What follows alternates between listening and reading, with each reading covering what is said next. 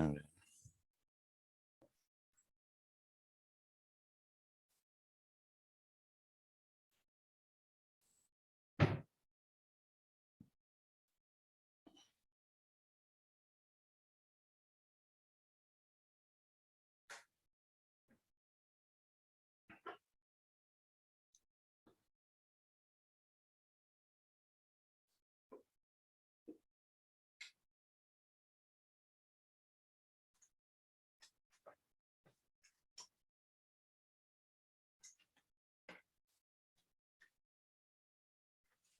Yo soy el único cojudo acá. Pero no importa, no importa. A mí me he dicho exacto que los viernes no voy. Los viernes no hago. Entonces, no así todos los días, entonces igual te vas a firmar por la. Claro, pues. Entonces, como dice el libro, ¿no? Tiene que decir, por ahí. ¿Quién hay algo como está? Que de repente tú, en algún momento, cuando trabajaba su esposa, hayas mandoneado a los que están en la. No pensar. Pero raro, ¿no? Para que seas la chingada de la chingada. A ver, espérate.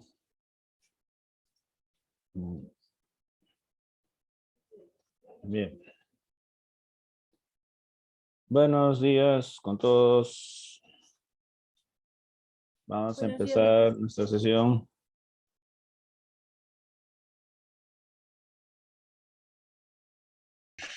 Bien, vamos a pasar a asistencia.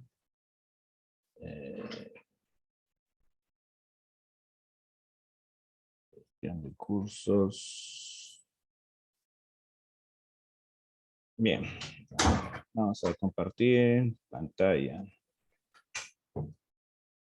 Ay, a ver, ¿dónde estamos? D1.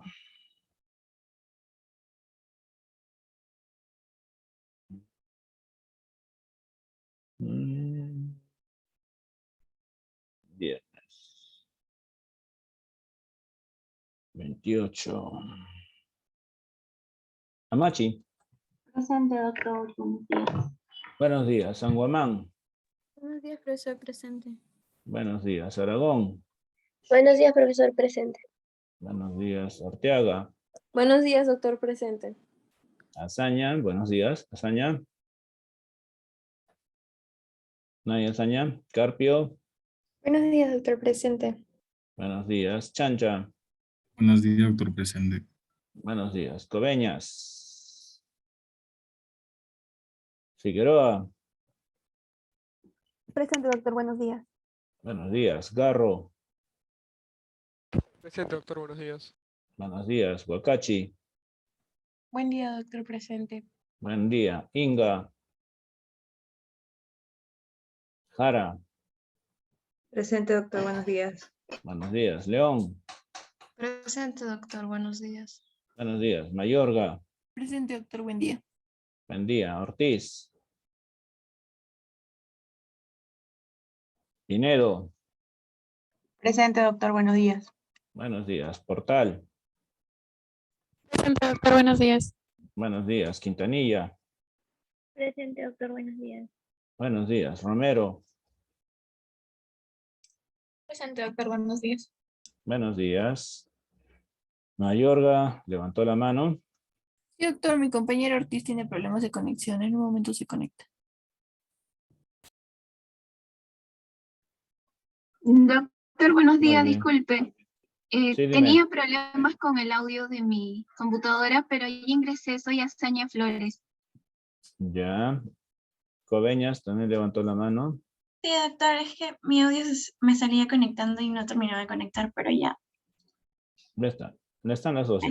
¿Alguien más que haya entrado recién? Inga, Ortiz. Bien, por mientras, entonces todavía no ingresan. Después ya lo agregamos entonces a la asistencia. Ni bien vayan entrando. Guardamos y nos vamos de aquí.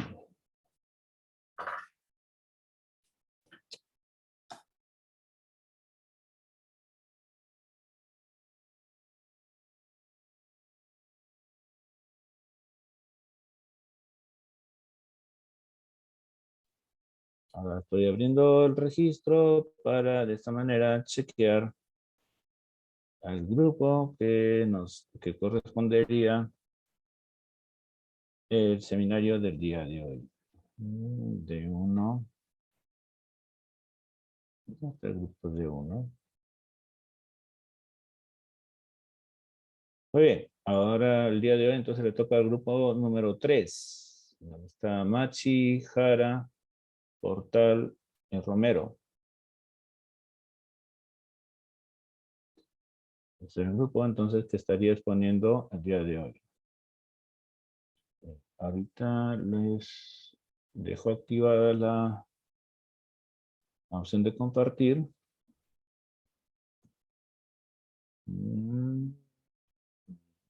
Ya está. Entonces se organizan y pueden comenzar en el momento que ya consideren.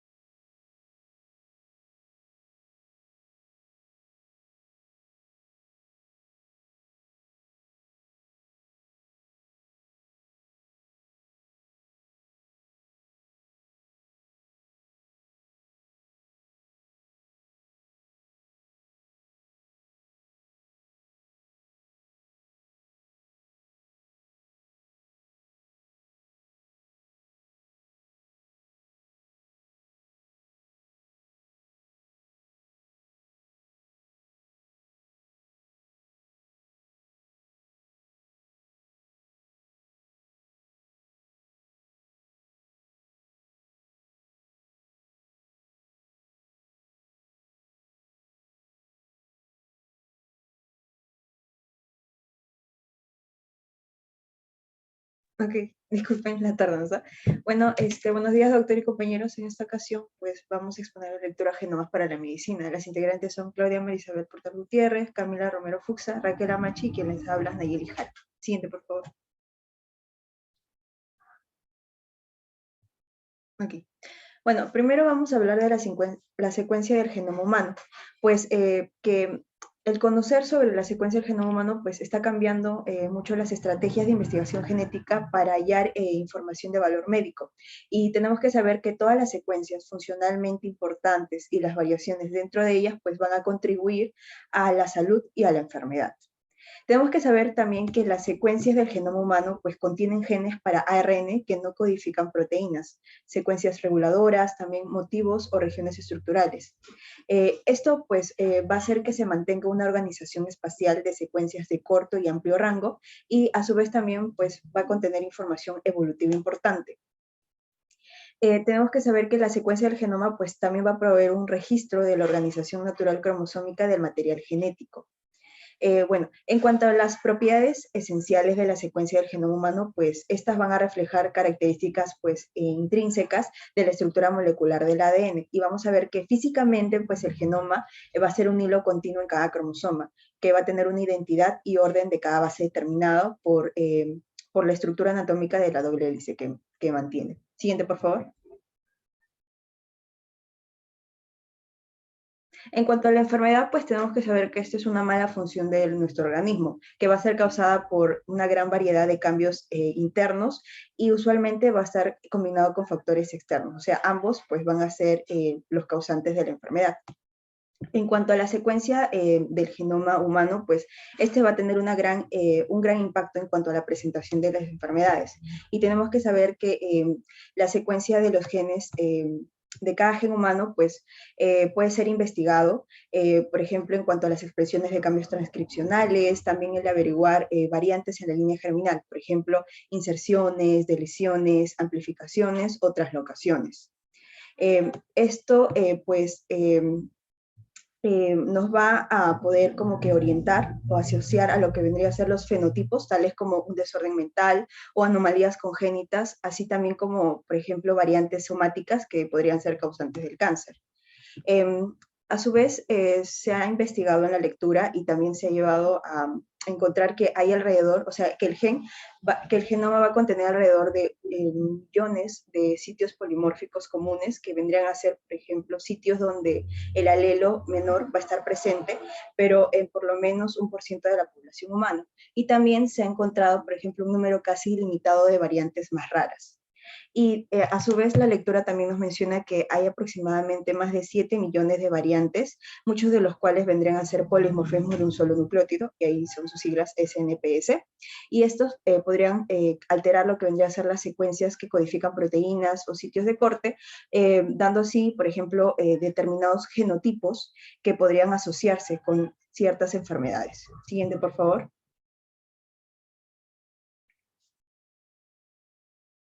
Ok. A su vez, la lectura también nos menciona que hay más de 1.400 genes humanos que han sido correlacionados directamente con muchas enfermedades, pero en general nos mencionan que son desórdenes monogénicos.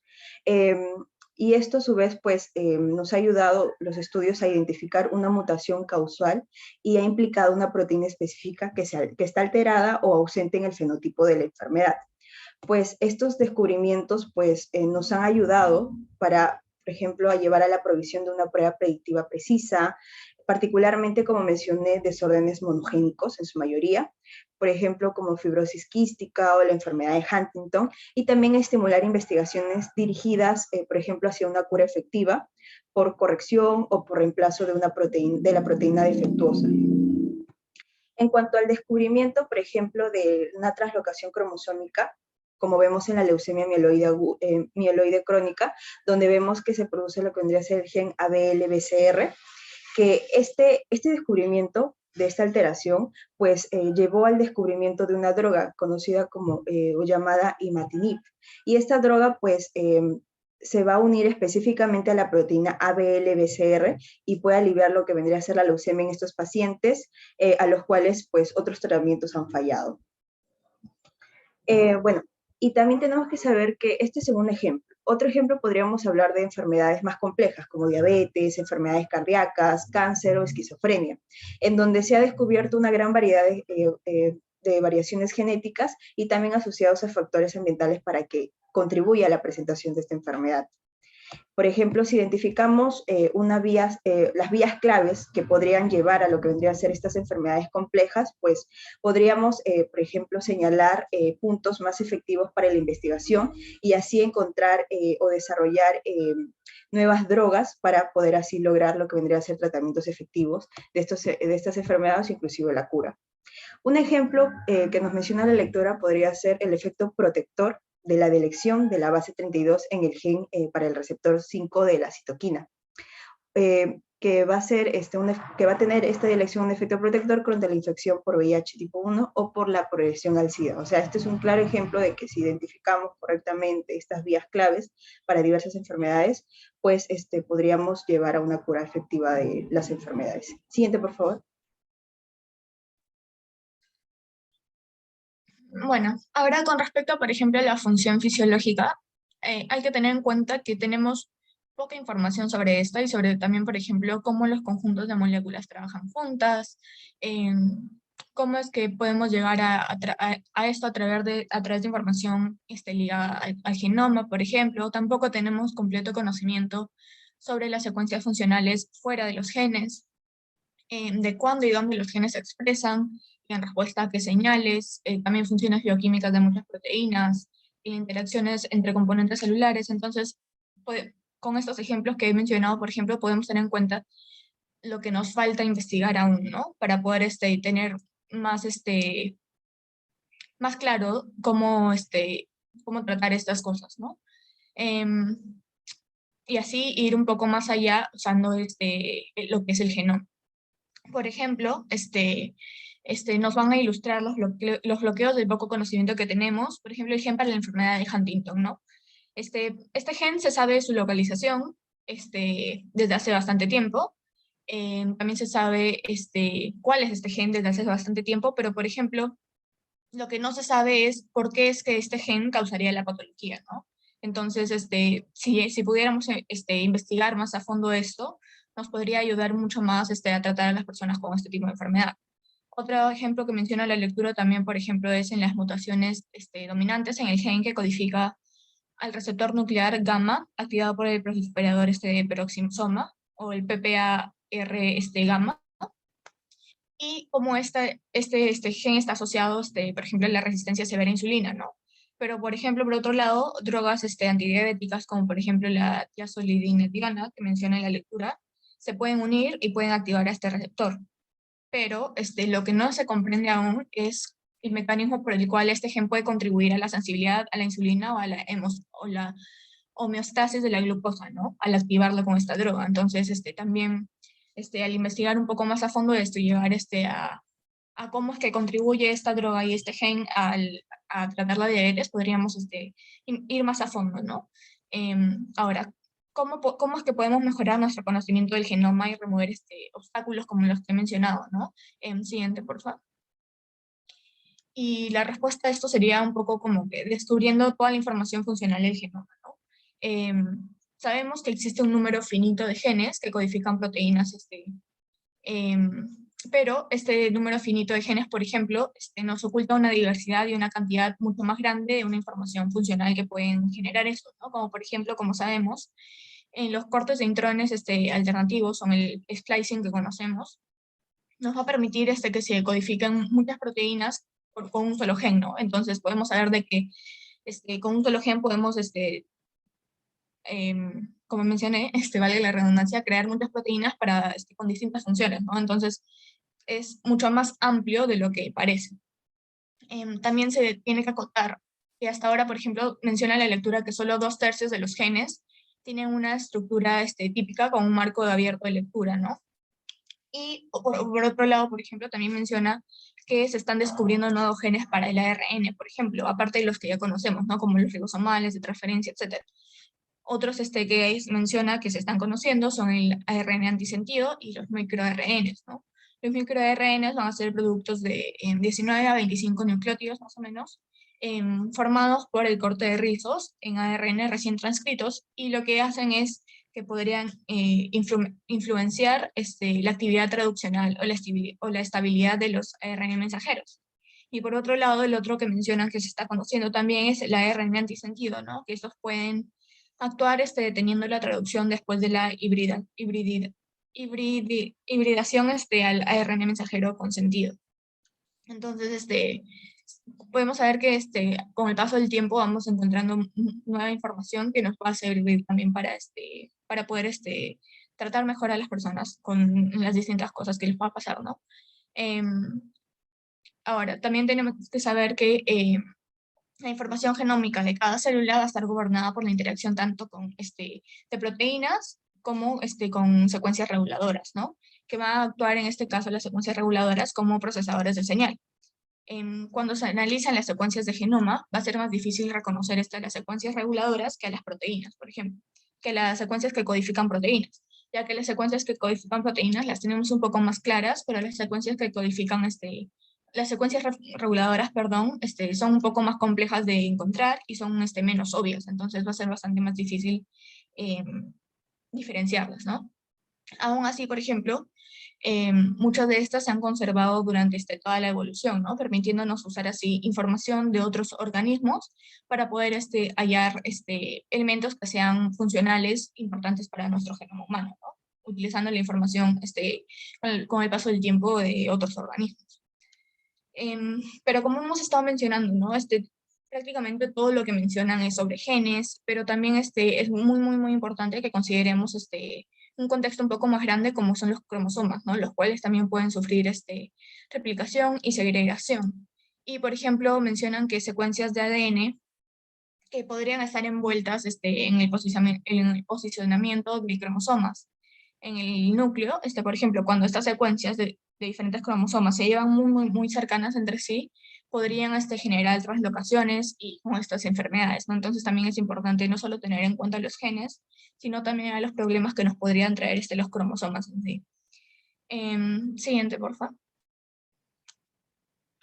Ahora, así como se mencionó hace un momentito, ¿no? Que se podía sacar información de otros organismos, ¿cómo es que podemos descubrir toda la información funcional almacenada en la secuencia del genoma humano, la respuesta sería comparando secuencias del genoma, ¿no? Con otros organismos, por ejemplo.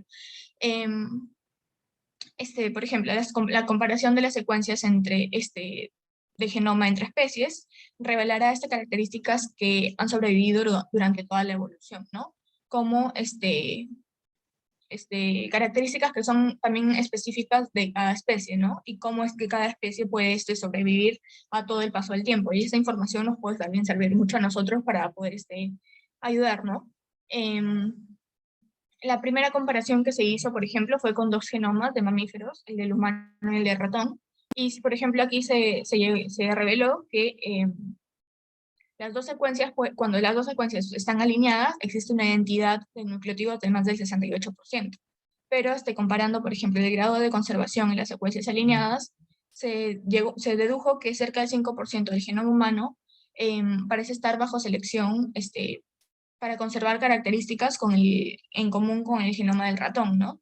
Y estas características, por ejemplo, incluían los exones que codifican proteínas, un 1.5% del genoma, y regiones no traducidas adicionales en los genes, ¿no? Que es el 1%.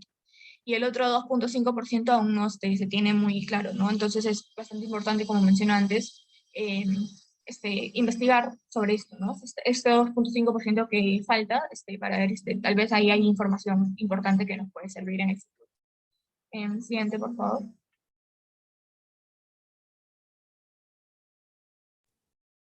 Bueno, ahora hablando de lo que es la notación funcional, aquí se menciona que hay una confirmación experimental de ciertas estructuras genéticas que van a codificar proteínas, pero se menciona de que esto es relativamente suficiente, aunque hay ya secuencias genéticas que generalmente se menciona que no proveen la respuesta, sino que van a servir como una plataforma para determinar la función de esta. Asimismo, se menciona de que es posible iniciar con una secuencia genética, posteriormente diseccionarla y también correlacionarla con el fenotipo que vaya a resultar. Y a esto se le va a conocer como una genética hacia atrás. Pero también hay otro término que se usa que es la genética en reversa, que es cuando se inicia con un fenotipo disgregado en sus partes y se mapea la mutación dentro de esta misma secuencia. Asimismo, se menciona de que para comprender la función biológica se va a requerir también de cierta caracterización de las interacciones que puede haber entre una proteína con otra y también de esta con otros componentes celulares. Y esto va a servir para que analicemos las interacciones entre proteína usando métodos que en este caso vamos a encontrar a dos, que es uno el que envuelve sistemas de levaduras doblemente híbridas, o el otro que es la inmunoprecipitación de complejos proteicos, que va a ser con anticuerpos contra proteínas nativas o también señalizadoras externas. Pero estos métodos van a requerir también una validación para detectar ya sea los resultantes falsos positivos y también los negativos. Además, he mencionado de que estos métodos se han vuelto disponibles para reconocer regiones de cromatina que estén sujetas a modificación de histonas o también a unión a factores de transcripción y para poder mapearlos dentro de una secuencia del genoma. Siguiente, por favor. Ahora hablando de lo que es la variación de la secuencia humana, se menciona de que van a existir pocas variantes en secuencias que van a codificar proteínas en otras y también tienden a tener frecuencias muy bajas de alelos menores. Y esto va a reflejar la selección contra algunas variantes que no son sinónimas, es decir, aquellas que van a causar cambios en los aminoácidos. Asimismo, se menciona de que si se observa un exceso en la tasa de sustituciones no sinónimas versus las que son sinónimas en una región codificante particular, esto se va a tomar como si fuese un indicador de una selección positiva, es decir, que sea diversificante. Además, como vamos a hallar mayor variación y también mejorar la notación de secuencias, va a emerger un cuadro más completo de las variantes que van a alterar la función genómica y por lo tanto van a contribuir para la salud y también a la enfermedad.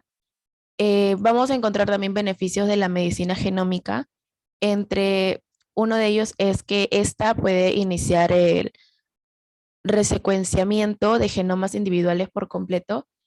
Esto gracias a nuevas tecnologías emergentes que va a ser factible considerar la creación de gigabases de datos como lecturas cortas de secuencias. Asimismo, también nos va a dar una visión profunda de la variación de secuencias en humanos y también que puede detectar cada variante que va a estar sujeta tanto a sensibilidad y exactitud del método, y lo que va a permitir una estimación precisa de tasas de recombinación y también de correlación con la variabilidad a lo largo de los cromosomas. Y esto nos indicaría de las fuerzas también de la selección natural que actúa sobre este genoma. Asimismo, que se menciona de que estos beneficios previamente mencionados pueden ser aplicados para dar información básica en el tejido sano para poder compararlo con secuencias genómicas del tejido en cáncer y así poder monitorear estos cambios que puedan haber en el ADN sobre la base genómica durante esta progresión del tumor. Siguiente, por favor. Y ahora hablando desde el genotipo a fenotipo, se menciona de que es mejor basarse en estudios de retrospectiva de colecciones de muestra, porque esto va a ayudar a la obtención de casos de fenotipos bien definidos para poder así hallar más factores genéticos en la enfermedad y también proveer un poder estadístico que es apropiada para un muestreo sin distorsiones y también a la medida de que haya estas exposiciones ambientales antes de un inicio de una condición específica. La observación de los fenotipos se menciona que es importante ya que está en el corazón del diagnóstico exacto, es decir, que los datos fenotípicos bioquímicos van a ayudar considerablemente a que nosotros encontremos un diagnóstico. Aquí van a entrar a detallar los factores ambientales, tales como la nutrición, toxinas ambientales, el ejercicio, el mismo estilo de vida, con esta información detallada sobre una estructura genética. Esto va a proveer la información para identificar riesgos evitables, efectos protectores, para así también mejorar lo que es las tomas de decisiones, las recomendaciones para la producción de alimentos, la exposición de desechos y también para la misma salud. Además de que también podemos usar el análisis genético para identificar una subpoblación susceptible o resistente, así como también incrementar el poder de detectar esta asociación del genotipo con los factores ambientales. Siguiente, por favor. Bien, existen buscadores genómicos en varios sitios, los cuales van a pues, reunir datos de múltiples lugares y lo van a estratificar en la secuencia del genoma humano. Para algunos organismos modelos, como los gusanos, moscas, levaduras, va a existir una única base de datos comprensiva y es diferente a lo que sería en los humanos, porque en los humanos sería pues impracticable dada la escala y complejidad de los conjuntos de datos. También vamos a tener las vistas de anotación genómica y estas pues van a incluir datos de soporte y un claro ejemplo de ello es por ejemplo las secuencias individuales expresadas, secuencias complementarias del ADN y empalmes de homología para proteínas. Todas estas pues van a poder ser visualizadas al interior de una estructura genética de manera que vamos a poderlo visualizar a través de una computadora. Y esto va a permitir al usuario individual juzgar la fuerza de la predicción automática antes de usar la información de una futura investigación. Y hay dos cosas que son necesarias para hacer más accesible el genoma. Es una notación central estable y confiable, una visión simple y destilada del genoma para un uso fácil de situaciones médicas. Siguiente, por favor.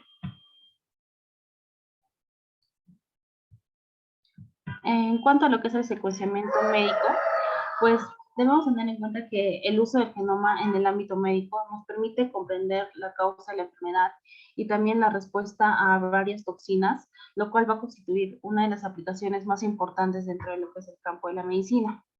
Y estos nuevos genes van a ofrecer nuevas avenidas para el diagnóstico y la intervención clínica con el fin de poder traducir los resultados de investigación en mejoras tangibles en el cuidado de lo que es la salud. vamos a tener pruebas para mutaciones en genes o exones específicos, y esto va a ser usado para ayudar a la consejería genética en enfermedades tales como fibrosis quística o también cáncer de mama.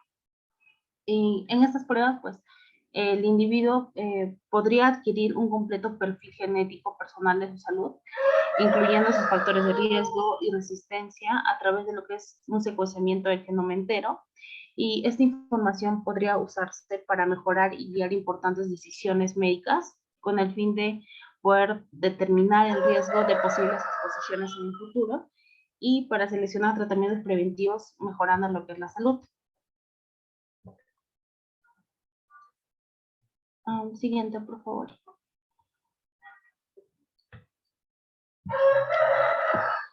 Toda esta información va a ser de un carácter personal y debe permanecer como propiedad del individuo y debe ser compartida de forma confidencial solo si se ha dado el consentimiento apropiado y dado al personal calificado.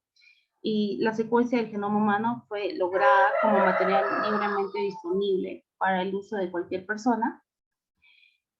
También poner la secuencia del genoma bajo dominio público también provee la oportunidad dorada para todos los científicos para que contribuyan con su experiencia y visión sobre el genoma.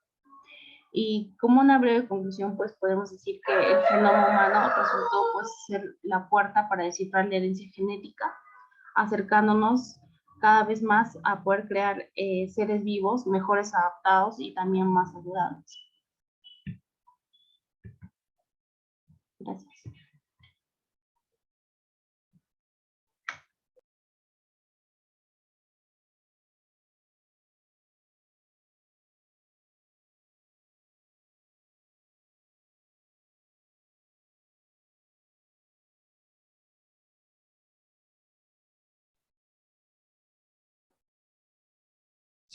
¿Quedó alguien para exponer?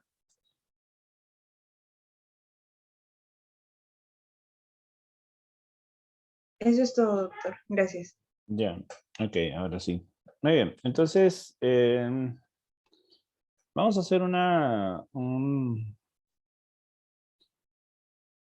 referencia a los diferentes aspectos que se ha visto en esta lectura. Es un artículo del año 2004, en realidad producido, bueno, se lanzó en plena efervescencia, ¿no? Después de un par de años que se logró obtener ya el secuenciamiento, el primer esbozo de secuenciamiento del genoma completo del ser humano, ¿no? Entonces, a partir de ahí, pues, se empezaron a sacar, todo el mundo pensaba pues que se tenía ya una herramienta muy importante para el análisis genético, y que de esa manera pues se podía resolver muchas cosas, ¿no? Y es cierto, en teoría es cierto, ¿no? Podemos resolver muchos problemas en base a esta información que tenemos respecto al genoma humano. Esto ha permitido también el avance de una serie de mecanismos o tecnologías que van a permitir pues el análisis, ¿no? Del ADN, de todo el genoma, en todo caso, ¿no? De todo el genoma humano. Bien, entonces ese es por un lado. Ahora, una de las preguntas que nosotros debemos tomar en cuenta está relacionado específicamente a qué información se tiene, ¿no? ¿Qué información se logró en todo caso? ¿Por qué decimos en todo momento fue el primer borrador? ¿Sí? ¿Por qué se considera que fue el primer borrador del genoma humano? A ver, Garro. ¿Dónde está Garro? Sí, doctor. Bien. La pregunta va para ese lado. ¿Sí? Nosotros decimos el primer borrador y recuerden que el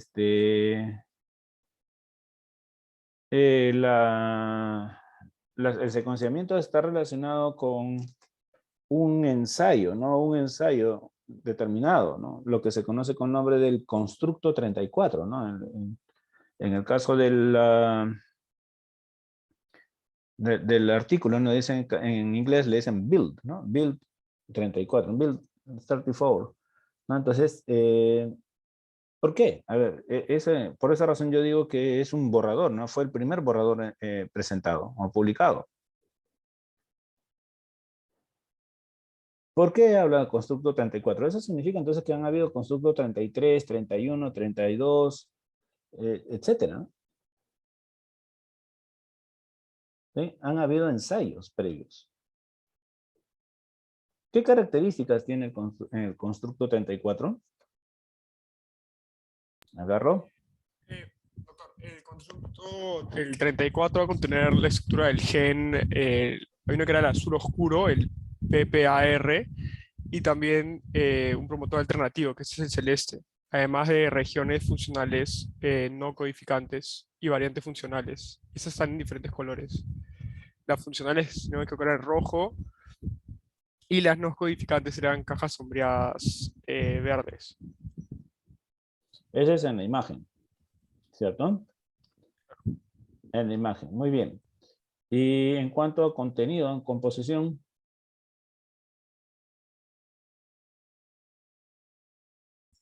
tenía una cierta cantidad de gigas, era 2.84 gigabases, y también cubre el 99% de la eucromatina.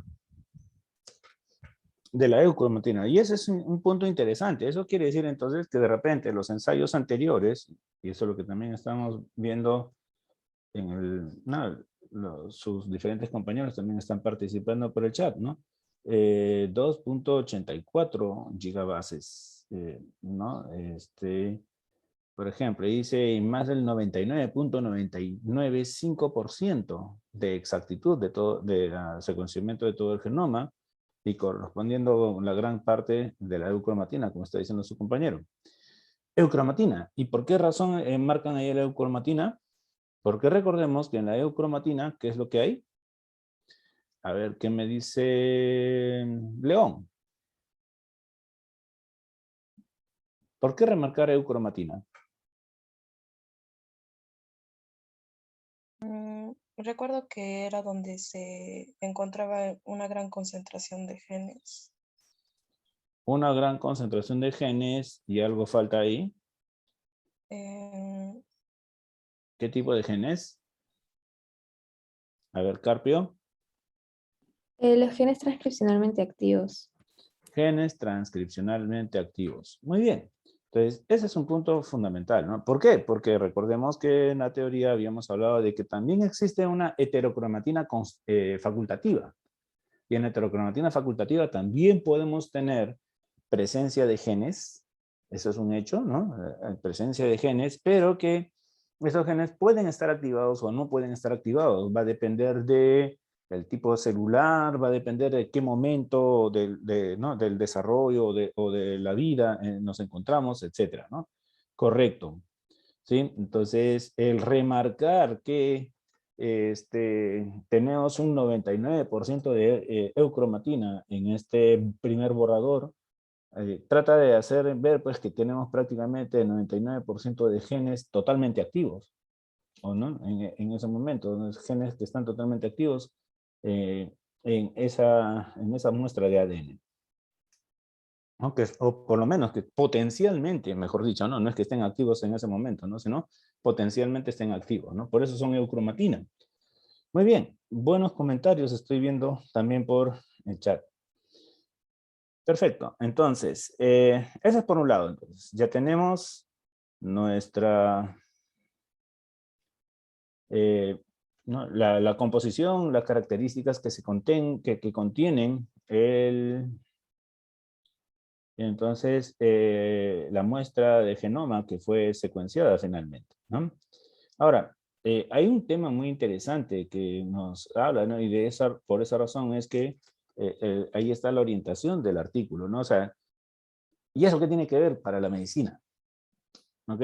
¿Tendrá que ver o no tendrá que ver? ¿No? ¿Qué trascendencia tiene el haber secuenciado el genoma humano? ¿Sí?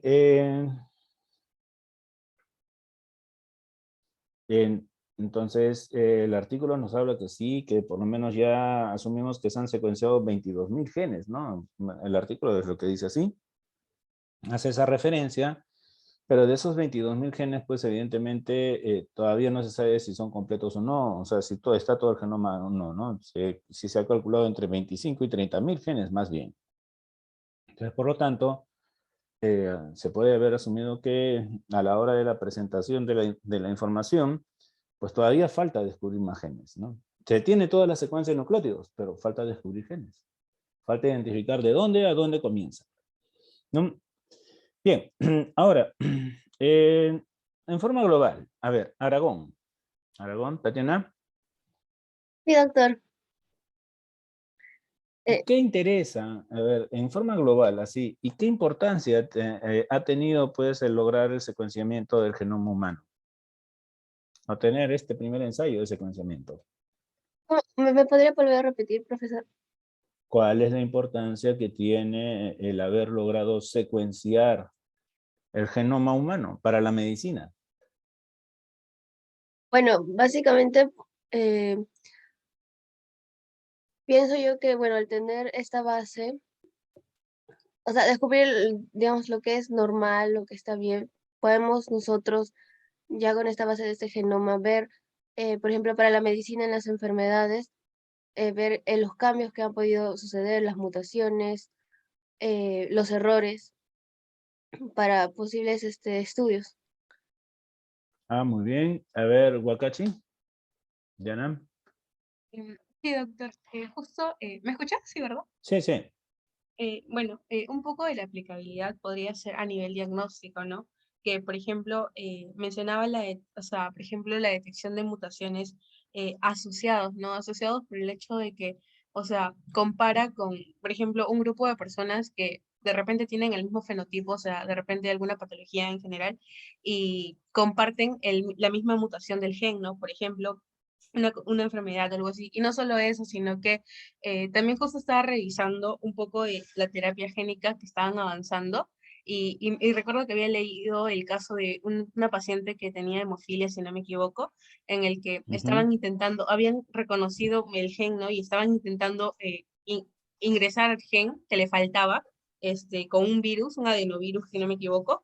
Entonces, o sea, de por sí, lo que mencionaba era de que la paciente había funcionado lo que había hecho con la hemofilia, o sea, tenía los niveles 10% por encima de normal del factor que le faltaba, pero la única falla que había tenido creo era porque que le había causado una lesión hepática, ¿no? Entonces, de cierta forma, se observa como que en la medicina está funcionando conocer específicamente qué es lo que está faltando en el genoma de repente y recomponerlo, ¿no? Usando ese conocimiento.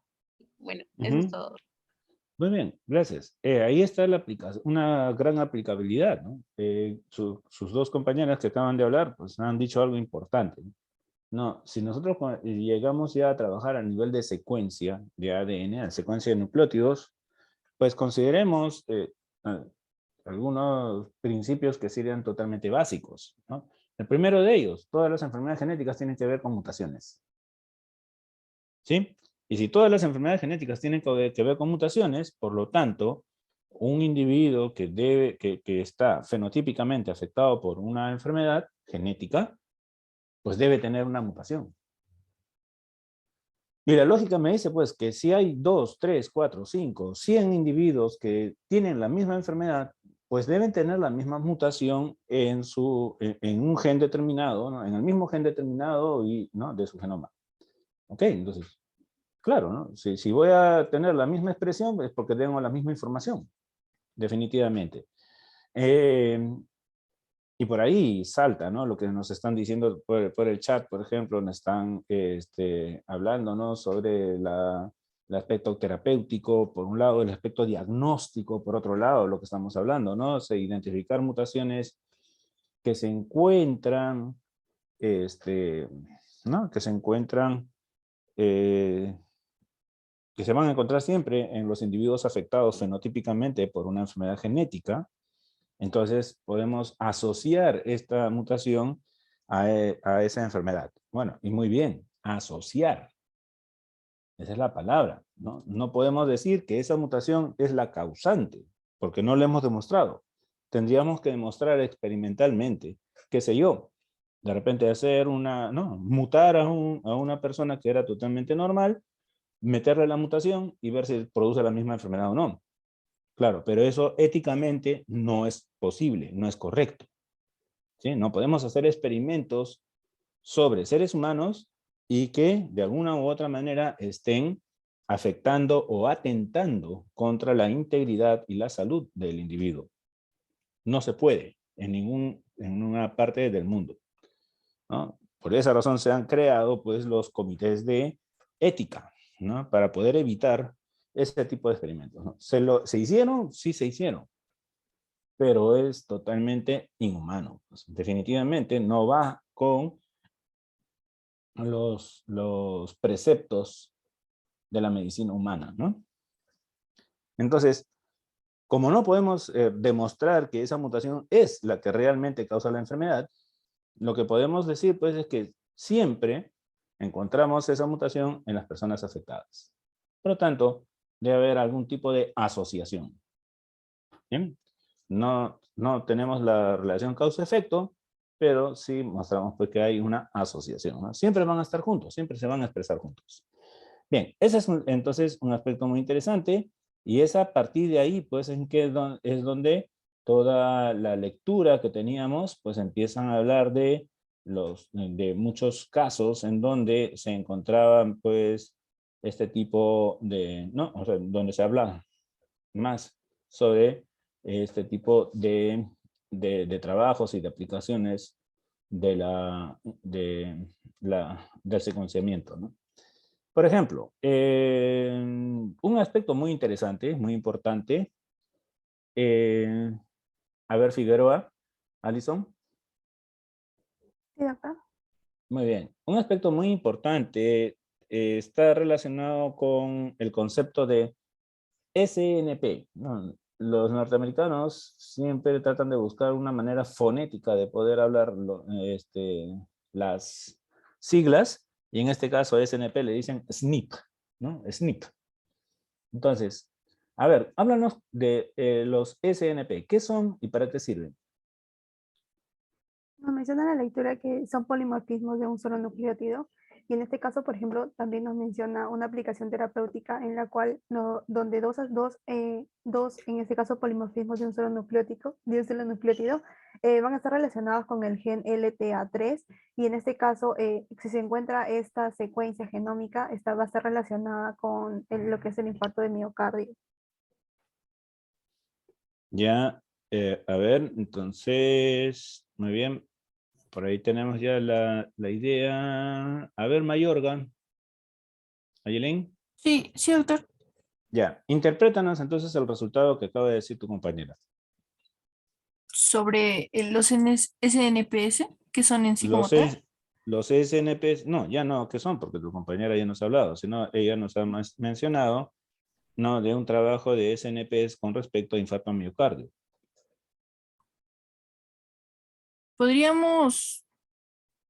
Estos se podrían utilizar como, indicaba que estos se podrían utilizar como marcadores genéticos, los cuales van a descargar la secuencia flaqueante y desarrollar ensayos experimentales, de tal manera determinar el genotipo de muestras individuales de ADN y así asociarlo con algunas enfermedades. Indicaban también eso. Ya, pero ¿y qué pasó con lo de el estudio del infarto miocardio en particular? No, no entendí bien eso. Pero en sí, en este estudio, es- eh, estaban basados en genes, dos SNPS y en el gen LTA3, y mostraron una asociación significativa con el infarto al miocardio, como lo indicó, pero no sé a qué lo relacioné, no entendí bien. A ver, ¿quién podría ampliarnos eso? A ver, Noelia. Sí, profesor. Bueno, estaba leyendo también que bueno, como estábamos hablando, ¿no? Es una asociación entre polimorfismos de un nucleótido simple, esa es su traducción de las siglas, pero he estado leyendo que estas se encuentran en diversas regiones cromosómicas, o sea, no solamente vendría a ser del infarto agudo miocardio, sino también hay uno que está relacionado a la aterosclerosis y, bueno, otras enfermedades más, ¿no? Sí, creo que eso sería. Ya, pero ¿qué significa que podamos asociarlo? Ese es el punto. O sea, ¿qué significa entonces esto del estudio de los SNPs? ¿No? Y que podamos asociarlo a un determinado tipo de enfermedad.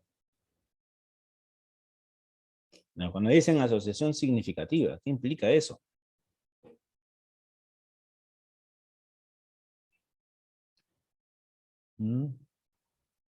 Tomemos en cuenta entonces, en primer lugar, ¿no? Ya habíamos dicho que no podemos, entonces, no podemos señalar de que realmente los genes, ¿no? O una mutación puede ser la causante de la enfermedad. Número uno, en primer lugar, ¿no? Ahora, los SNPs simplemente están relacionados, pues, a algún lugar dentro de nuestro genoma que entre las poblaciones vamos a ver que, pues, algunas personas van a tener un nucleótido y otras personas pueden tener un nucleótido totalmente diferente, ¿no? De ahí viene el concepto de polimorfismo de un solo nucleótido, ¿no? Que en la secuencia de este gen, por ejemplo, en particular, ¿no? De que estamos hablando, y que decíamos, por ejemplo, del caso del gen,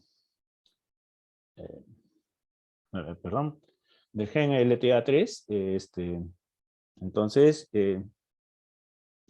estudiamos, ¿no? Es la secuencia de este gen LTA3 entre un grupo de personas y encontramos que la secuencia es más o menos constante, prácticamente constante, pero hay un solo lugar, un solo nucleótido. Por ejemplo, el nucleótido número 457, que en algunas personas es adenina y en las otras personas es timina y en otras personas puede ser citosina y en otras personas puede ser guanina. Entonces, hay variación en la secuencia de nucleótidos, pero variación de un solo nucleótido, ¿no? De ahí viene entonces el concepto de SNP. Y el punto es que la gran mayoría de personas que sufren de infarto al miocardio, en su ADN, en el gen LTA3, en esa posición, en ese nucleótido, se encuentran pues una variación determinada. Por ejemplo, todos los que han sufrido de infarto al miocardio, encuentran en ese nucleótido, encuentran pues timina, por ejemplo. Y los que no sufren de infarto al miocardio, pues tienen guanina. ¿Bien? Entonces, cuando yo digo, no todos o casi todos los afectados tienen tal cosa, no, en este caso tienen timina, este nucleótido timina, entonces, al decir todos o casi todos, yo digo pues entonces que ahí hay una asociación significativa. Lo que implica entonces que toda vez que yo encuentre a alguna persona y cuando revise la secuencia de nucleótidos del gen LTA3 y vea que hay timina en esa posición, yo puedo decir que esa persona está sufriendo o va a sufrir de infarto al miocardio, ¿no? Va a tener una tendencia a sufrir de infarto al miocardio. ¿Ven? Y eso no es diagnóstico, ¿cierto? No es diagnóstico, pero me estoy yendo antes de que ocurra, ¿no? Me he adelantado antes que ocurra el infarto al miocardio. Entonces, estoy reconociendo a la persona que va a sufrir de una enfermedad en función de que tenga o no tenga una secuencia de nucleótidos determinada. Por lo tanto, ese SNP, ¿no? Ese cambio de nucleótido me va a servir para poder determinar o diagnosticar la enfermedad. Porque siempre, o casi siempre, las personas que sufren de infarto miocardio tienen esa letra. Y por lo tanto, me voy a lo, como se dice, ¿no? A lo extremo. Le puedo sacar ADN del epitelio bucal de un recién nacido. Recién, acaba de nacer, reciencito. Le raspo el epitelio bucal, saco ADN, analizo la secuencia del gen LT3 y veo, en esa posición, veo timina. ¿Ok? ¿Y qué digo entonces con eso? Sí veo timina. Pues que existe una gran posibilidad de que este bebito, cuando sea adulto, pues llegue a sufrir de infarto miocardio. Hay una gran posibilidad. Hay una gran probabilidad. Entonces, los SNPs los estoy usando como ¿qué? ¿Cuál es el concepto clínico de aquel compuesto o sustancia que yo puedo ver, que puedo detectar, que puedo cuantificar, y en base a eso puedo saber si una persona va a estar enferma o no? ¿Cómo se le dice a esos compuestos? ¿Se les llama en clínica? Muy bien. Ya hay con 5 personas que me están poniendo en el chat el término marcadores. Cierto. Y para el médico, tener marcadores específicos para una enfermedad, pues es la lotería. Y sobre todo, marcadores que puedan ser detectados lo más temprano posibles. Ahí está entonces la trascendencia del trabajo a nivel del secuenciamiento de genoma. Nos ha permitido reconocer la presencia de estos SNPs. Y de esa manera nos ha permitido identificar qué nucleótidos varían en tal posición cuando está presente una enfermedad determinada. Por lo tanto, a partir de ahí, puedo analizar a cualquier persona. Sin necesidad de que esa persona tenga o no tenga la enfermedad, puedo analizar previamente, puedo hacer un diagnóstico temprano. El sueño del médico es tener un diagnóstico lo más temprano posible. ¿Cierto? Claro.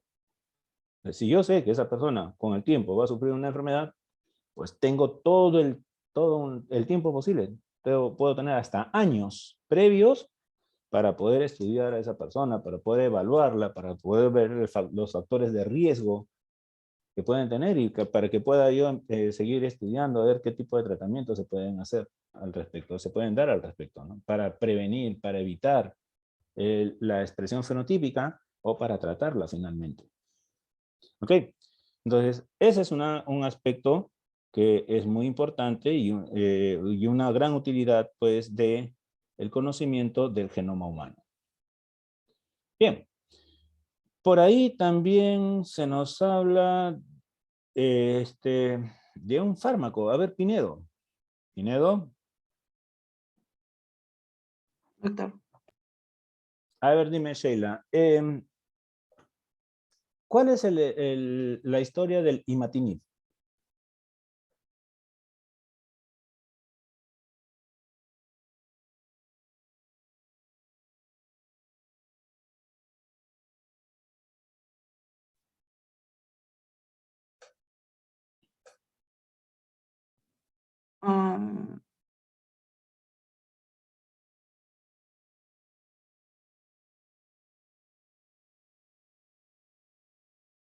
Nada. A ver, Anguamán. Anguamán, Sí, Alessandra. profesor. Sí. Ya. Bueno, al inicio se descubrió que una translocación cromosómica iba a crear una estructura genética, el gen ABL-BCR, en lo que es la leucemia mieloide. Entonces, el descubrimiento de esta droga va a hacer que se una a esta proteína, a este gen, lo que va a aliviar la leucemia en los pacientes en los que los otros tratamientos no funcionaron. A ver, muy bien. A ver, Azaña. Azaña. Doctor, la misma Sí. pregunta. A ver, la misma pregunta. A ver, háblanos un poco Eh, más, infórmanos más. Bueno, habían unos descubrimientos, ¿no? Que hicieron a través, para desórdenes monogénicos, ¿no? Tales como la fibrosis quística o la enfermedad de Huntington, en este caso, en lo cual vio que la cura efectiva era por una corrección o un reemplazo de la proteína, de una proteína que pueda estar defectuosa en este caso, en el cual descubrieron que hay una translocación cromosómica en este caso, el gen ABL-BCR, en la cual era para la leucemia mieloide crónica. Y esto conllevó a un descubrimiento, ¿no?, de la droga del imatinib, y en lo cual esta básicamente se va a unir, pues, ¿no?, a la proteína ABL-BCR, y puede aliviar la leucemia, ¿no? Y en pacientes a los cuales algunos tratamientos pudieron haber fallado, ¿no? Muy bien. Entonces, vayamos por partes, ¿no? Entonces, nos orientamos y tal como están hablando sus compañeros también por el chat, estoy tomando bastante atención, imatinib, ¿no? Ese es el nombre correcto, ¿no? Imatinib. O también llamado, ¿cómo se le llama comercialmente? ¿O qué nombre se le dio comercialmente? Gleevec, ¿no? Gleevec, ajá. ¿no? Gleevec o Gleevec, ¿no? Muy bien, pero el principio, ¿no? El principio químico es el imatinib, ¿no? Muy bien, entonces, ¿qué pasó con lo siguiente, ¿no? Como decía su compañera hace un momento, pues, cuando nosotros estamos frente a desórdenes monogénicos, ¿no? Y ahí su compañera había puesto el caso de la coria de Huntington, por ejemplo, ¿no? Eso significa entonces que la enfermedad se produce por una mutación en un solo gen, ¿no? Hablando, por ejemplo, también del caso del infarto miocardio, por ejemplo, ¿no? Que habíamos estado mencionando, y el gen LTA3. Un gen. ¿Ven? Un gen. Nada más. No está afectado un solo gen, ¿no? Entonces, en esos casos, buscar mutaciones, o sea, cambios en la secuencia de nucleótidos, pues es lo ideal, ¿no? Pues, si es un solo gen, entonces debe haber una mutación, ¿no? La secuencia de nucleótidos cambió en ese gen, pues entonces a partir de ahora voy a estudiar, gracias a las técnicas de biología molecular que tenemos ya a disposición, ¿no? Sobre todo las que se basan en PCR, pues voy a estudiar solo ese gen, y a partir de ahí voy a verificar si está o no está la mutación. Pues la aplicación diagnóstica del análisis molecular pues es directa. Pero en la leucemia mieloide crónica, nosotros tenemos otro problema, un problema mucho mayor. Porque no es una mutación puntual, no es una mutación monogénica, ¿no? Cuando nos hablan de una translocación, ¿no? En este caso, si es que no me equivoco, es una translocación entre el cromosoma 9 y el cromosoma 22. Entonces, estos dos cromosomas van a intercambiar ¿no? pedazos enteros de cromosomas. Pedazos. Un pedazo del cromosoma 9 se va a ir al 22 y un pedazo del cromosoma 22 se va a ir al cromosoma 9. Entonces, y si yo hablo de cromosomas o pedazos de cromosomas, ya no estoy hablando de un solo gen. ¿Okay? No estoy hablando de un solo gen. Estoy hablando de varios genes. ¿Ok? Voy a hablar de varios genes. Y ni siquiera de repente 2, 3, 5. Puedo hablar hasta de 10, 40, 50, 100 genes. ¿Ok? Dependiendo del tamaño, ¿no? Del tamaño del fragmento cromosómico que está afectado, ¿no? ¿Ok? Ese es entonces un aspecto que debemos tomar en cuenta, ¿no? Bien, entonces, una translocación implica, pues, un intercambio de material genético del cual no sabemos cuántos genes están afectados. Ni siquiera sabemos qué gen en particular. En el caso de la leucemia mieloide crónica, sin embargo, fue un caso muy especial. Muy especial en el sentido de que ahí sí se pudo identificar finalmente el lugar exacto en donde ocurrió esa translocación, ¿no? ¿Cuáles fueron los genes que fueron afectados? Y curioso, muy curioso, fue que el intercambio de pedazos cromosómicos rompía dos genes. Un gen que estaba en el cromosoma 9, que creo que es el ABL, y un gen que estaba en el cromosoma 22, que es el BCR. Y a la mitad del gen es donde se ocurrió el quiebre, ¿no? Consideren ustedes, ¿no? Como que yo tengo 2 libros, ¿sí? 2 libros de diferente autor, diferente tema, y los voy a romper por la mitad. ¿Sí? ¿Estoy malogrando la información de los libros, sí o no? Y ahora lo que voy a hacer es que el primer pedazo de un libro lo voy a pegar con el segundo pedazo del otro libro. Entonces me van a salir cosas medio extrañas, ¿no? Supongamos que estoy pegando el Quijote de la... rompo el Quijote de la Mancha y un pedazo del Quijote de la Mancha lo voy a pegar con un pedazo de 100 años de soledad. Entonces me sale un nuevo libro que se llamará, pues, ¿cómo le llamaremos? El Quijote de la Mancha vivió 100 años de soledad, o algo así, ¿no? Me cambia la información. A eso es lo que quiero llegar. Me cambió la información. Eso es lo que ocurre en la translocación asociada a la leucemia mieloide crónica. Aparece un nuevo gen producto de la fusión de estos 2 genes que se rompieron.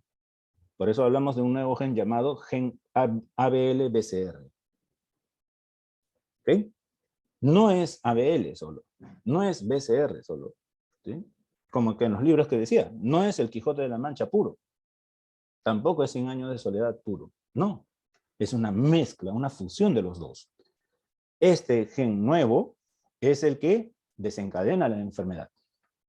Y es lo que vamos a ver. Vamos a hablar un poco más en la segunda parte del curso, ¿no? Cuando hablemos de citogenética, allá mencionaremos un poco más acerca de la leucemia mieloide crónica, ¿no? Y este gen de fusión. Entonces, esta nueva proteína, ¿no? Producto de la fusión del gen ABL-BCR, es la que desencadena la leucemia mieloide crónica. Entonces, conocer la secuencia de esta nueva proteína, ¿no? De esta proteína de fusión, permitió entonces estudiar la manera de cómo poder bloquear a esta nueva proteína. ¿Ok? De repente utilizar un anticuerpo que se pegue de tal manera que esta proteína alterada se veía pues neutralizada por completo. Y si se neutralizaba no había un efecto. Y por lo tanto no había el efecto de la leucemia mieloide crónica, no había proliferación. Entonces, ahí vemos pues cuál es la característica, ¿no? O la importancia del estudio del genoma, ¿no? Haber estudiado el genoma humano, nos permitió reconocer cuál es la secuencia de nucleótidos del gen BCR y cuál es la secuencia de nucleótidos del gen ABL normales, totalmente normales, en personas normales, sanas. Y luego, extrayendo el ADN de una persona afectada con leucemia mieloide crónica, se pudo detectar a este gen de fusión BCR-ABL. Y entonces se empezó a estudiar, ¿no? Se verificó qué porcentaje de nucleótidos tenía del gen BCR, qué porcentaje de nucleótidos tenía del gen ABL. Se pudo identificar, ¿no? Si aquí está el codón AUG, entonces a partir de acá, de 3 en 3, ¿cuál es la secuencia de aminoácidos que va a salir de este gen de fusión? De esta proteína de fusión. Y teniendo la secuencia de aminoácidos, se logró, pues entonces, predecir cuál era la estructura terciaria de esta proteína. Y a la hora de tener la estructura terciaria, entonces se empezó a verificar qué zonas de esta proteína podrían ser blanco de acción de diversos compuestos químicos, anticuerpos de repente, o un agente químico llamado imatinib. ¿Sí? Imatinib. Y este imatinib se une específicamente a la proteína de fusión llamado ABL-BCR. Y por lo tanto, la va a bloquear, la va a reprimir. Y si la reprime, entonces no funciona. Y si no funciona, no hay leucemia. No hay proliferación. Ideal sería, ¿no? Que se desaparezca la leucemia. El imatinib es base de tratamiento. Actualmente es base de tratamiento para la leucemia mieloide crónica, específicamente. ¿No? Le agregamos uno o dos fármacos más y con eso incrementamos la posibilidad de reversión de la leucemia. ¿No? ¿Todo partió de qué? Del conocimiento del genoma, entonces, ¿no? Ese sería entonces nuestro resultado finalmente, ¿no? Ahora, hay otros casos también muy interesantes que nos muestra la lectura, ¿no? Por ejemplo, Inga Jennifer. ¿Está o no está Inga? Creo que no se encuentra. No, muy bien. Coveñas. Sí, doctor. Muy bien. A ver, Violeta, háblanos de una proteína que se llama, bueno, la lectura le pone CKR5. CKR5. Después ya la literatura le cambió una letra y ahora conocemos a este gen, le conocemos como CCR5, ¿no? Pero la lectura, no, específicamente para ¿no? seguir al pie de la letra el texto, pues nos hablan del gen CKR5. A ver, háblanos del gen CKR5 en todo caso.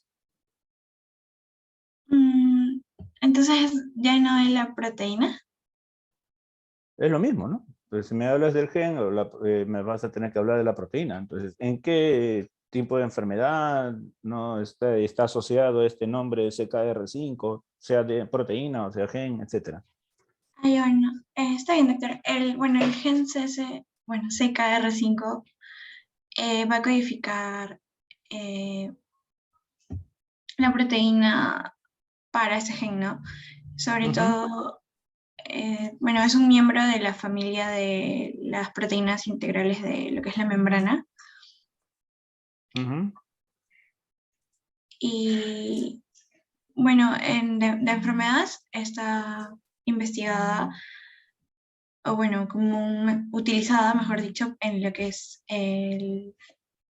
junto con el virus de inmunodeficiencia humana, o sea, el VIH, porque el VIH lo va a utilizar como correceptor para poder entrar a las células huésped, ¿no? Para poder entrar a la célula huésped. Muy bien. A ver, Quintanilla. Sí, doctor. Háblanos un poco más, a ver, a partir de ahí, ¿qué más podemos hablar del gen CKR5? Está asociado a la historia entonces del VIH, muy bien, ¿no? Como decía su compañera, ¿no? Es un correceptor de membrana. Bien, ¿qué más nos dice la lectura respecto a este gen? Bueno, era un gen receptor de las 5 citoquinas y bueno, también aparte del VIH, bueno, también podía haber una progresión a lo que era el SIDA, ¿no? Y bueno, también iba a estar más que todo en lo que eran las superficies de las células inmunitarias, ¿no? Y bueno, iba a ayudar a algunas cepas de lo que era el VIH. Y bueno, también ayudaba a lo que era ingresar para poder infectarla.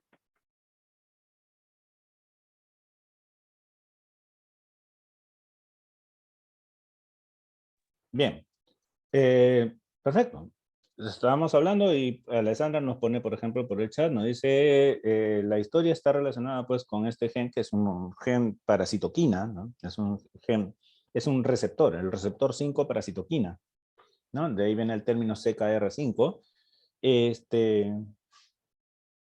y que es una proteína que normalmente tenemos todos en la membrana celular, y que en el caso que nos interesa es una proteína que va a ayudar al contacto de la glicoproteína 120, la GP120 del virus VIH, ¿no? Con el receptor de membrana que nosotros conocemos, ¿no? El receptor de membrana para el virus VIH es el llamado antígeno CD4, ¿no? Entonces, cuando se toma contacto, ¿no? Cuando la GP120 toma contacto con el antígeno CD4, entonces se dice que ¿no? hay un reconocimiento de la célula y por lo tanto el virus infecta. Pero no solamente se reconoce el antígeno CD4. Al costadito hay una pequeña proteína que se llama CCR5 o CKR5, ¿no? Y ayuda, pues, ¿no? Tiene un factor muy importante, un papel muy importante en el ensamblaje adecuado de la GP120 con el antígeno CD4, ¿no? Para permitir entonces que el virus pueda entrar. Bueno, la historia es bastante interesante, es una historia muy humana y en realidad en cierto caso es bastante triste. Bueno, resulta que poco a poco se fueron encontrando personas que tenían una mutación en el gen para esta proteína CKR5. Uno de los primeros, una de las primeras personas que llegaron a las cuales se les llegó a detectar la presencia de una mutación en el gen CKR5 fue un varón, si es que mal no recuerdo, era inglés, me parece, inglés o norteamericano, no, pero me parece que era inglés, pero que vivió en Estados Unidos durante la época, ¿no? Durante la década del 80. Él era homosexual y evidentemente pues no tenía parejas, vivía, ¿no? Convivía con sus parejas, ¿no? Y bueno, lamentablemente le tocó vivir pues su juventud en la década del 80, cuando empezó, ¿no? Cuando explotó, mejor dicho, la epidemia del SIDA.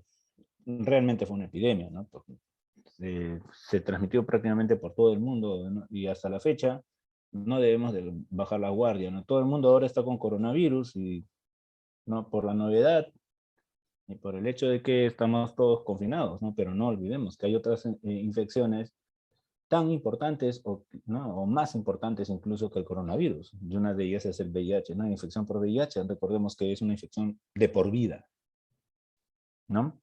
Bien, ¿qué resulta? Que este señor, por ejemplo,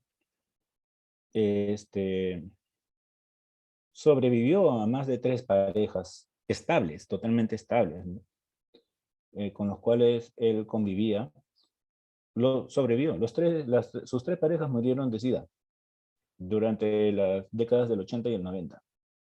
Y él nunca se infectó. En el intertanto, él tuvo también relaciones, ¿no? Cuando no tenía una pareja estable, tuvo relaciones también casuales, ¿no? Varias relaciones casuales, y muchas de las personas con las cuales él tuvo relaciones, pues estaban infectados por VIH. No es que él los infectó, sino estaban infectados. Y sin embargo, él nunca se infectó, menos se enfermó de SIDA. Bueno, de una manera, ¿no? Hablando de la parte humana, eso evidentemente lo deprimió, ¿no? Lo deprimió, incluso creo que lo llevó al suicidio, finalmente ya de edad, por el hecho pues de que trágicamente él había pues pasado, ¿no? Todo un tiempo enterrando, ¿no? A sus seres amados, ¿no? Definitivamente, ¿no? Entonces, eso le afectó psicológicamente, ¿no? Es, ¿no? Totalmente comprensible esa parte emocional, ¿no? Bueno, la cosa es que cuando los médicos y los investigadores tomaron contacto con él, la pregunta era, ¿y por qué razón? Si él estaba viviendo y convivía, tenía relaciones sexuales con personas que 100% estaban afectados con VIH, ¿no? Estaban totalmente infectados con VIH, ¿por qué él nunca se infectó? ¿Sí? O sea, el virus podría haber entrado a su torrente sanguíneo, pero nunca entró a ninguna célula. Y por lo tanto el virus desaparecía finalmente, ¿no? Ok, él era totalmente inmune. Valga la palabra, ¿no? Entre comillas inmune, porque ni siquiera había anticuerpos, ni siquiera producía anticuerpos, ¿no? Para poder generar ¿no? Esta resistencia. Esa es la palabra, ¿no? Era 100% resistente a infección por VIH, ¿no? Le podrían meter por toneladas, ¿no? VIH al torrente sanguíneo y ni una célula se infectaba.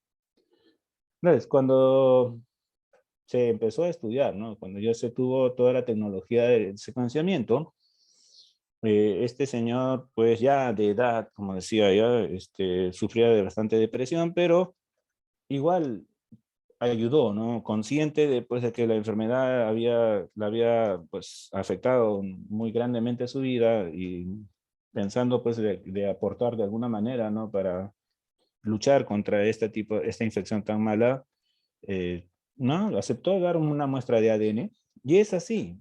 En él y en otras personas que también presentaban resistencia a infección por VIH, se encontró pues esta mutación en el gen CSR5. Específicamente, ¿no? La base 32, como dice Alessandra, ¿sí? De este gen. Y eso generaba entonces un cambio en la forma de la proteína, CSR5, que impedía el reconocimiento del virus. Y por lo tanto, impedía que la CSR5 regulara la interacción con la GP120 y el antígeno CD4, ¿no? Entonces, eso permitió entonces diseñar una proteína, ¿sí? Diseñar una proteína muy parecida al CSR5 que con la alteración, con la mutación, ¿no? Y utilizarla como un agente neutralizante. Entonces, este compuesto, ahorita no recuerdo el nombre del fármaco, al inyectarse a una persona, entra al torrente sanguíneo y se une directamente a la proteína al antígeno CD4 a nivel de la superficie, de las células, de nuestras células. Se une, así, ¿no? Por encima, como si fuera un anticuerpo. Pero al unirse, ya bloquea la posibilidad de que el virus pueda interactuar con el antígeno y por lo tanto entrar a infectar a la célula, ¿no? Esa es la historia, entonces, relacionada con esta proteína CCR5. Y volvemos a lo mismo, ¿no? ¿Se dan cuenta? El conocimiento del secuenciamiento del genoma nos ha llevado pues a una aplicación directa, ¿no? De la biología molecular, de los conocimientos de ADN, ¿no? De secuencias de ADN para tratamiento, ya ni siquiera para un diagnóstico, sino para tratamiento, ¿no? Conseguir fármacos específicos, pues definitivamente es otro gran logro que siempre vamos a esperar, ¿no? Por parte de la medicina.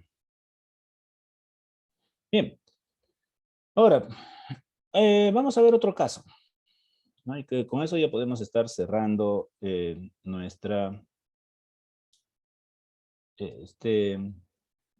este seminario, que es bastante interesante, ¿no? Nos muestra la aplicabilidad directa del conocimiento molecular, ¿no? Conocimiento genético.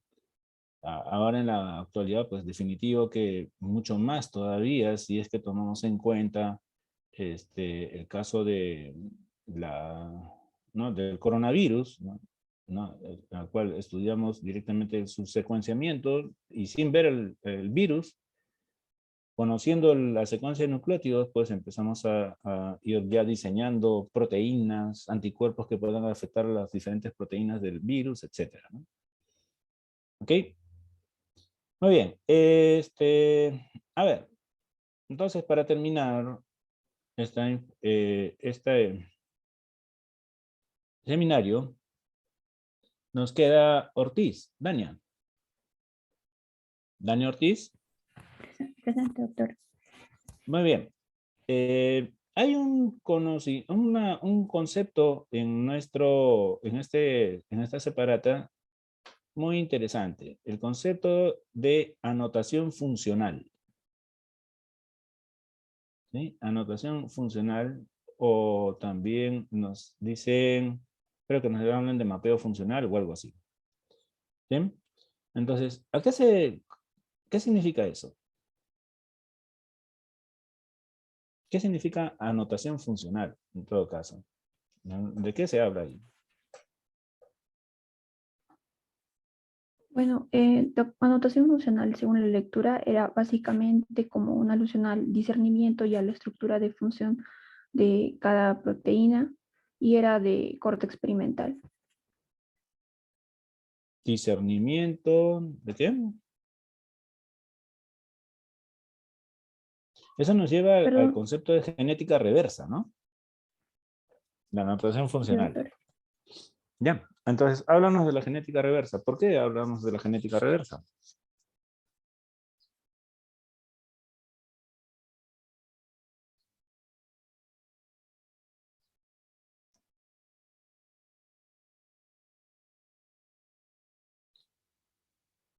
A ver, Chancha.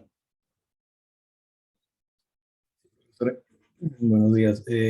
Buenos días. En el texto mencionan que este término genética reversa relacionado al secuenciamiento genómico, que iba a ser posible que si nosotros esto vinculábamos con el fenotipo resultante. O sea, básicamente mencionaban que era posible iniciar una secuencia genética y correlacionarla con un fenotipo, o también un fenotipo disgregarlo y mapear, en este caso, ¿no? la mutación.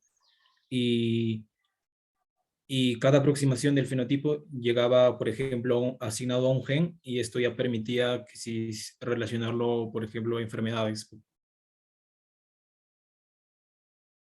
Muy bien, entonces una genética reversa. ¿Por qué una genética reversa? Porque la genética, ¿qué estudia? Estudia los genes, o sea, secuencias de ADN.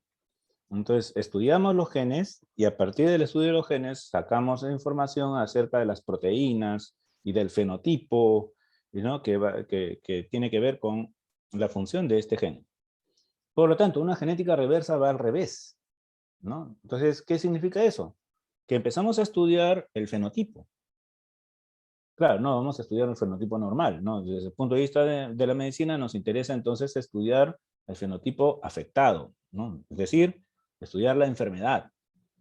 Y una vez que conocemos las características de la enfermedad, entonces podemos sacar de ahí inferencias acerca de qué proteínas son las que pueden estar pues alteradas, no funcionales en las personas enfermas, ¿no? Algo así, ¿no? Que estudiar la diabetes. Estudiar la diabetes como enfermedad nos permitió identificar pues el hecho de que la diabetes tiene que ver pues con un mal control de los niveles de glucosa en sangre. Y entonces a partir de ahí, la pregunta es, ¿qué proteínas tienen que ver con el control de la glucosa en sangre? Tenemos la exoquinasa en el hígado, tenemos la insulina como hormona, ¿no? Hipoglicemiante, tenemos el receptor a insulina, pero sin receptor, ¿de qué me sirve la hormona? Y entonces una vez que yo detecto qué proteínas pueden estar afectadas pueden estar afectadas y generar la enfermedad, puedo empezar a buscar o estudiar sus genes para encontrar las mutaciones que han generado pues, o han producido esa alteración funcional, ¿no? de esas proteínas. Entonces, ese es el concepto de genética reversa, por lo tanto, ¿no? Perfecto, muy bien, Gustavo. Bien, señores, terminamos la revisión de este seminario y lo que nos queda es entrar, por favor, vamos a entrar a los módulos de nuestro curso y en la semana 4 vamos a encontrar un cuestionario del seminario Genomas para Medicina. Si no lo encuentran ahorita, por favor, refresquen la página F5, ¿no? O botón derecho, a cargar de nuevo, ¿no? O volver a cargar, ¿sí? Cualquiera de ellos. Ingresen a la carpeta del cuestionario Seminario Genomas para Medicina y ahí les van a pedir un código de acceso. ¿Sí? Les están pidiendo un código de acceso. Como comienza a las 12:40, entonces les vamos a enviar por chat, les estoy enviando el código de acceso ahorita. La palabra genomas, en plural, genomas, con G mayúscula. ¿Ok? Doctor, disculpe, ¿dónde lo buscamos? Porque no lo encuentro. Semana 4, actualiza la página. En módulos, ¿verdad? En módulos. Módulos, semana 4. Si no la encuentras, tienes que actualizar la página. Sí, ya lo hice, Ya. pero no sé, me aparece. ¿No te aparece la carpeta? No, solo me aparece la del examen parcial. Ya. Por favor, cierra, en todo caso, cierras la plataforma y vuelve a entrar rapidito. Ya, ¿no? Si no te aparece, debes, ya, esa es la última opción. El resto sí logró encontrar la carpeta. Sí, doctor. Ya, ya, muy bien, ya se activó entonces el cuestionario. Por favor, sigan adelante. Tenemos 10 minutos ahí, ¿no? Son 8 preguntas.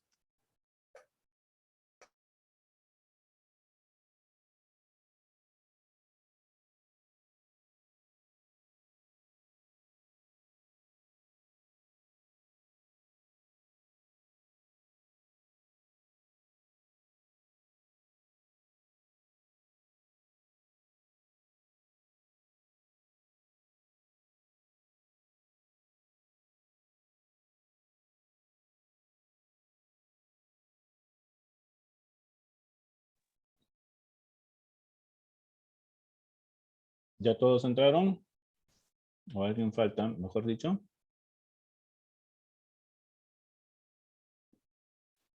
Creo que no. Muy bien.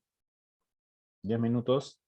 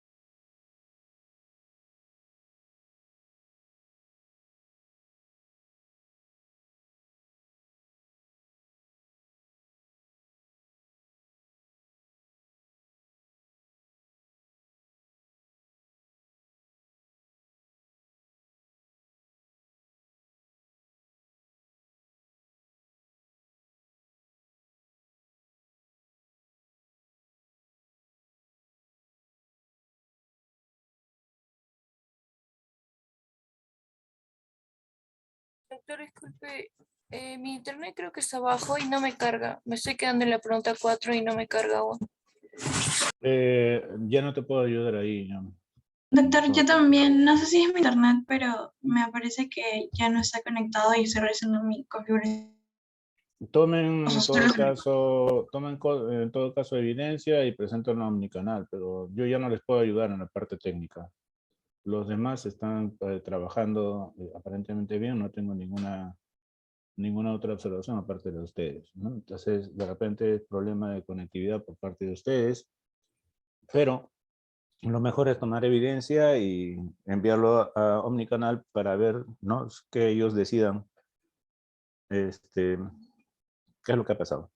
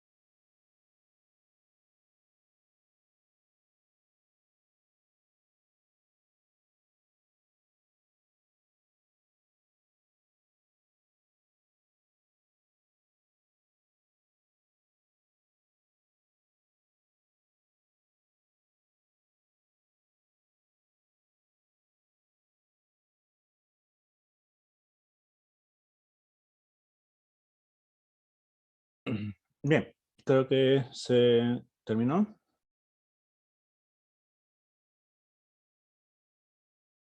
¿Se cerró el cuestionario?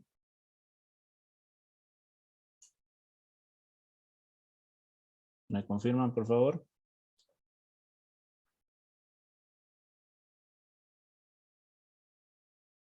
Sí, doctor, ya se cerró. Ya, muy bien. Entonces, con eso ya completamos entonces nuestras actividades del día de hoy. Ahora, para terminar, recuerden que la próxima semana seguimos con los seminarios. Nos toca el martes y de ahí nos toca el próximo viernes. Acabo de abrir las carpetas ya para los dos seminarios la próxima semana.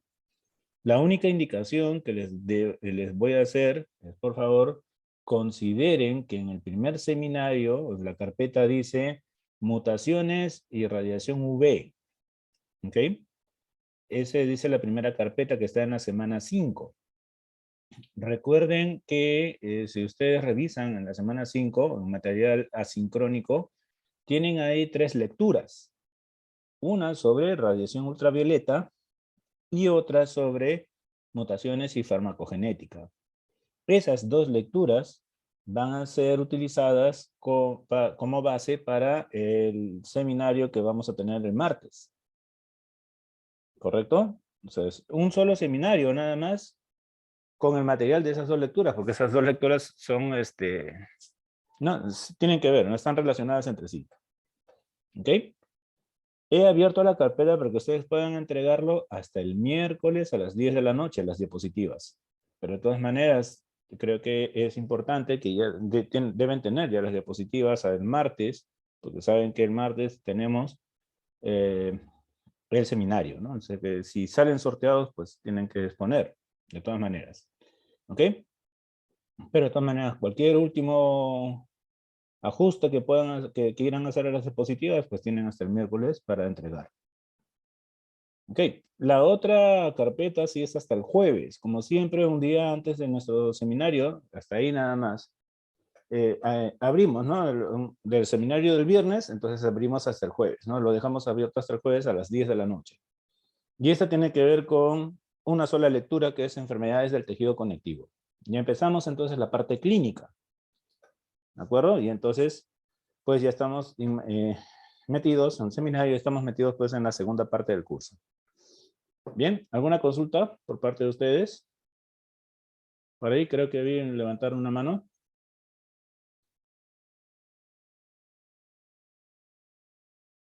Sí, era yo, doctor, pero ya respondió a la pregunta. O sea, le iba a consultar sobre los textos que aparecían. Ajá, Pero ya. ya. Muy bien, entonces recuerden, ¿no? O sea, el seminario del martes, 2 lecturas. El seminario del viernes, una sola lectura. Muy bien. Bien, muchachos, entonces, si no hay alguna otra cosa que indicar, nos quedamos el día de hoy aquí, entonces, les agradezco la participación y la asistencia y nos estaremos viendo la próxima semana, ¿ok? Que tengan un buen fin de semana a todos. Y hasta luego. Gracias, doctor. Hasta luego.